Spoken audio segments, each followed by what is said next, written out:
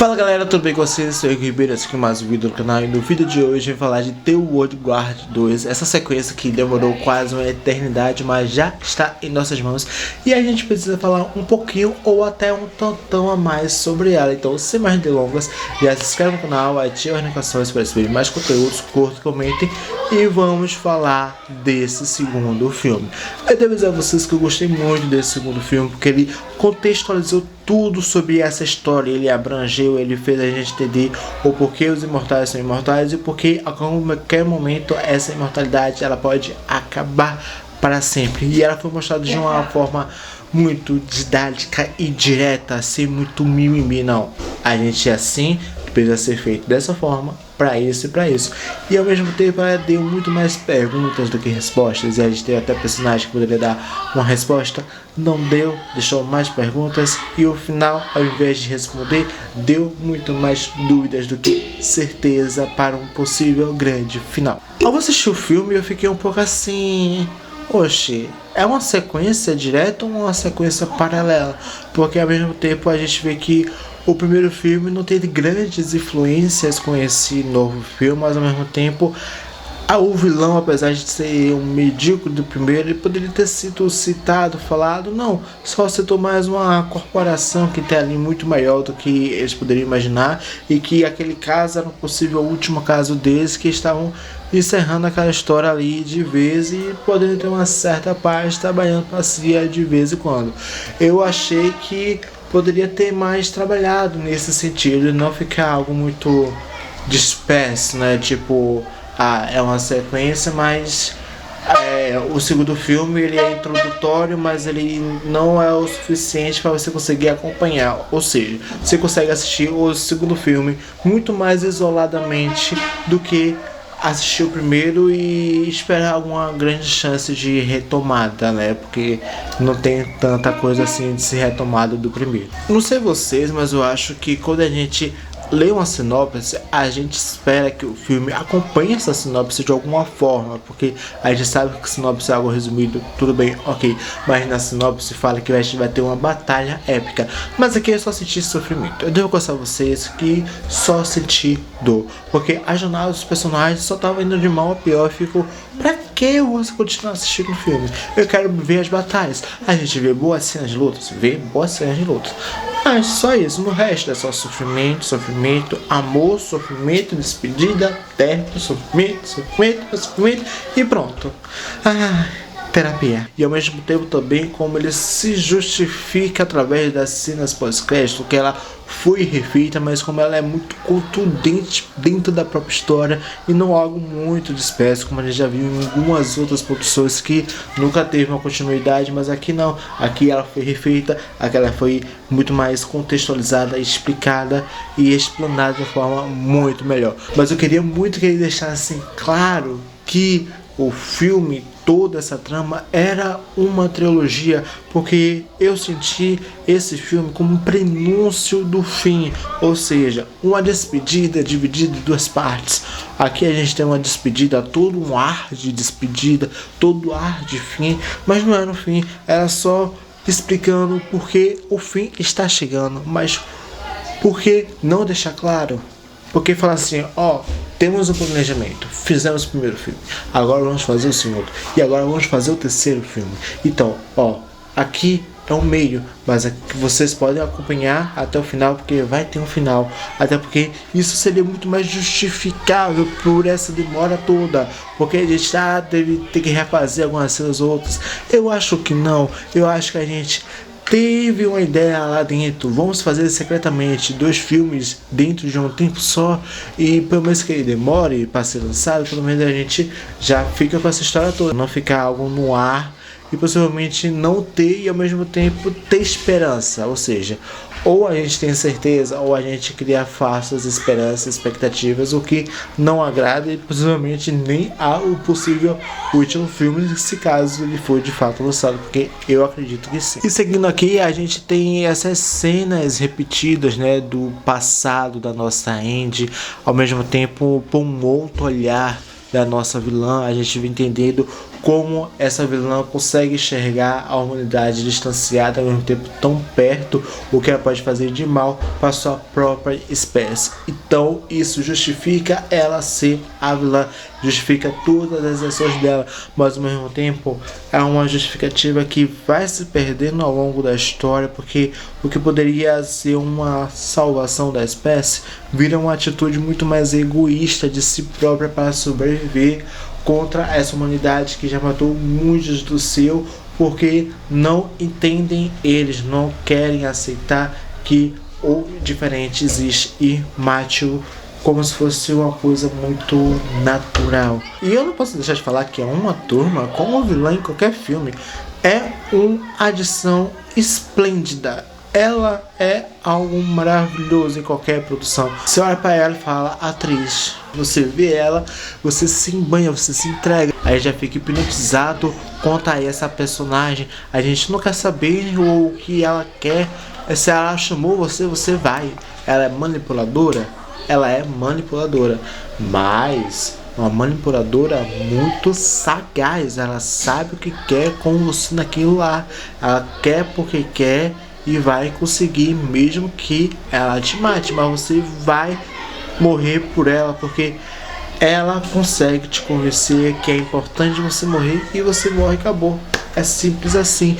E aqui a gente também tem a adição do outro personagem, que é o Tuar, que pra mim não deveria estar nessa história, porque ele parece um ancião, mas ao mesmo tempo ele não funciona na própria história, porque o que ele deveria explicar, ele não fala.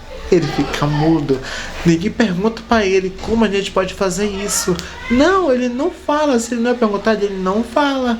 Aí só falou, explicou ali as teorias de tudo para o que pode acontecer ou não, e qual é a verdadeira finalidade da nossa vilã e tal. E pronto, só ficou ali. Como eu tinha falado, e o filme de alto se explicou por si só que aquilo ali teve um efeito, mas não foi tão diferente para o que a gente já estava esperando que pudesse acontecer.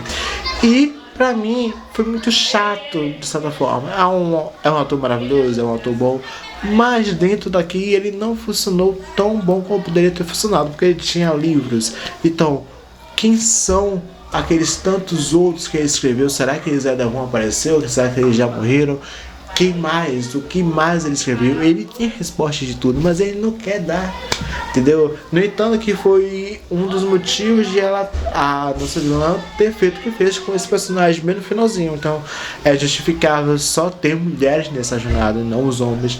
Mas mesmo assim, eu acho que ele poderia ter feito mais. Eu devo dizer a vocês também que o romance aqui no filme, ele se encaixou muito bem. Ele se encaixou muito na rapidez, como ele precisava ser. Porque apesar de ser uma produção de ação, ela pode ter um espacinho para romance, mas o romance ele precisa ser um pouco mais rápido. Pode ser leve, pode ser dolorido, pode, mas ele precisa ser trabalhado de uma forma rápida e muito mais dinâmica dentro da própria trama, e aqui funcionou super bem. A gente tem a nossa protagonista com sua primeira grande amor e só foi dor e sofrimento. Eu digo que não foi nada com nada aquela conversa. A justificativa para a mulher agir da forma que ela agiu foi tão patética que pra mim, sabe, morre aqui, vida que segue. Ela não te merece, nem você merece ela, mas vocês são boas amigas, então é isso que conta e a gente aceita. Mas o que eu mais gostei de tudo isso foi essa transição da chegada da conversa dessas duas personagens. Nossa, gente, mergulhar através do tempo e ter essas perspectivas de olhares, desses reencontros com esses personagens, cara, foi muito legal. Eu queria que pudesse trabalhar mais dessa questão, mas ainda assim foi uma boa aquisição. E eu devo dizer que o sacrifício do Booker foi algo muito previsível. Eu já esperava tudo isso, até porque a jornada já vinha destacando ele como um dos personagens principais desse filme. E aqui ele foi mostrado por que ele fez isso. Aqui a gente tem uma rendição trabalhada de uma forma muito melhor do que de outras produções.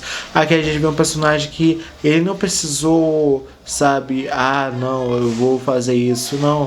É algo muito mais discreto, muito mais direto, e foi muito bom a gente ver como esses personagens têm uma fraternidade, uma amizade tão boa que, por mais que ele tivesse fazendo o que fez, ela conseguia entender, e como ao invés de ser dor, foi muito mais amor, né? Uma prova de carinho por toda essa jornada que eles tiveram juntos, e foi o que mais pesou na morte do personagem do que tudo que ele já fez no filme anterior.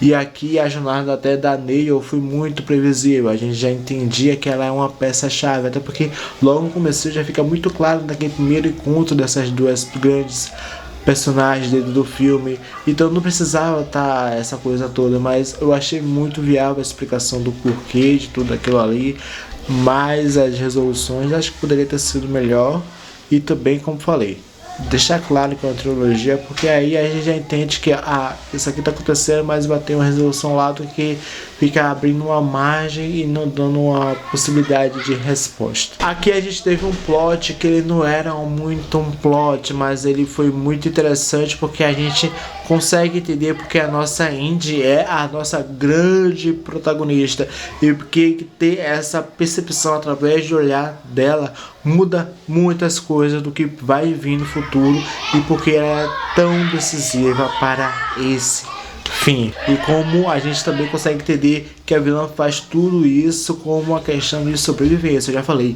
é muito a questão de egoísta, pode ser também para salvar a sua própria espécie, pode ser, mas é uma atitude egoísta que se perde e que pode não ter nenhum final, e ela morrer da própria mão da nossa própria Neil. Então isso pode muito acontecer. Então não achei interessante, mas ele funcionou muito ao que tá aí por vir. Como eu falei, é uma despedida de duas partes, então a gente vai ter aí só o desfecho no possível terceiro filme. E como tentar explicar esse plot através dessas perspectivas? Então eu posso dizer a vocês que a Neil é a destruidora de mortais, ou seja, ela ataca a pessoa, perde a mortalidade e logo depois vive normalmente. E com essa perca da imortalidade da pessoa, que vai estar dentro da nossa Neil, a nossa primeira, que é a única pessoa que pode fazer isso, pelo menos é a que dá a entender, pega essa imortalidade dela e consegue viver por mais tempo. Então, para ela conseguir ter a imortalidade dela de volta completa, ela vai ter que usar a Neil para matar todos os outros, para aí ela pegar a imortalidade deles dentro dela e seguir sendo a única e eterna. Só que o ponto fica muito claro que a nossa Neil, ela não perde a imortalidade. Ela pode ser atingida, ter uma pouca dificuldade, mas ela não perde a imortalidade dela. Então, se a Neil tirar a imortalidade dela e dar para outra pessoa e matar ela, encerrou o filme. Então, isso aqui pode ser uma das grandes vantagens que a nossa protagonista pode ter nas suas mãos, ou seja, usar a Neil para reverter esse processo. Até porque a nossa Indy, ela não dá um ponto sinal, ou seja, ela tem estratégias à parte, apesar de segundo não ter jogado essas estratégias no lixo. Mas no terceiro filme aí a gente vai ter essa personagem muito mais decisiva e prática para tudo que a gente precisa dela nesse último filme, que vai ter o último filme, e eu espero que vocês também façam ele acontecer, porque eu preciso muito de respostas, eu preciso desse ciclo ser fechado. Se você chegou até aqui é porque você gostou muito desse vídeo, então já se inscreve no canal, ative as notificações para receber mais conteúdos, curta e comente bastante, e me sigam nas minhas redes, e até a próxima, gente.